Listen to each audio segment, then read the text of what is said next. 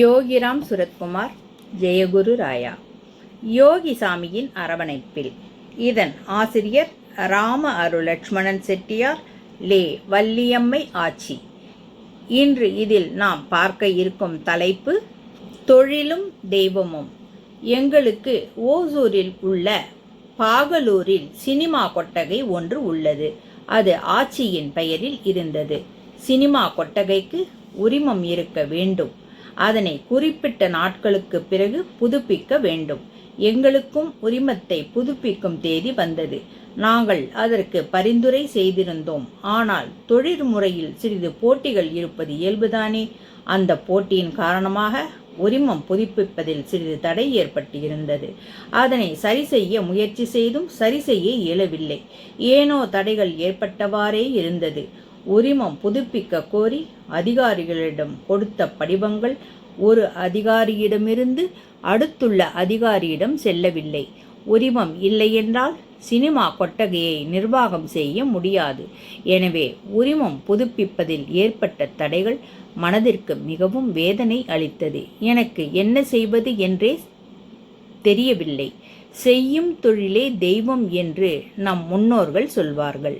நாம் செய்யும் தொழிலை தெய்வமாக மதிப்பதால் தான் நம்மால் நம் தொழிலுக்கு நேரும் தடைகளை தாங்க இயலாது. மனம் மிகுந்த வேதனை அளித்தது. எனவே நான் திருவண்ணாமலைக்கு சென்று பகவானை தரிசித்து என் பிரச்சனைகளை கூறினேன்.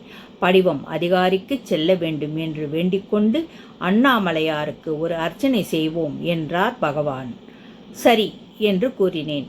பின்பு பகவான் தர்மபுரி மாவட்டத்தில் இருக்கும் உயர் அதிகாரியின் பெயரை கூறி நான் பார்த்து கொள்கிறேன் என்று என்னிடம் கூறினார். நானும் சற்று மனநிறைவோடு அண்ணாமலையார் கோவிலுக்கு சென்று குருக்களிடம் நான் அதிகாரியிடம் கொடுத்திருக்கும் படிவம் மற்றொரு அதிகாரிக்கு சென்று உரிமத்தை புதுப்பித்து தர வேண்டும் என்று சொல்லி அர்ச்சனை செய்ய வேண்டும் என்றேன். அதற்கு அந்த குருக்கள், ஐயா, வழக்கமாக கோவிலில் அஷ்டோத்திரம் அல்லது சகஸ்ரநாமம் என்ற அர்ச்சனைகளைத்தான் செய்வார்கள். ஆனால் நீங்கள் கூறுவது வித்தியாசமாக அல்லவா இருக்கிறது என்று கூறினார்கள். மேலும் யார் உங்களிடம் இப்படி செய்ய வேண்டும் என்று ஆலோசனை கூறினார்கள் என்று வினவினார்கள். அதற்கு நான் சாமிதான் செய்ய சொன்னார்கள் என்று சொன்னேன். அதற்கு குருக்கள், விசிறி சாமியாரா சொன்னார் என்று கேட்டார்கள். ஆமாம் என்றேன். அப்போ ஏதாவது காரணம் இருக்கும் என்று கூறி அர்ச்சனை செய்து தந்தார்கள். பகவானையும் அருணாச்சலேஸ்வரரையும் தரிசித்ததில் என் மனதில் இருந்த பாரம் நீங்கியது.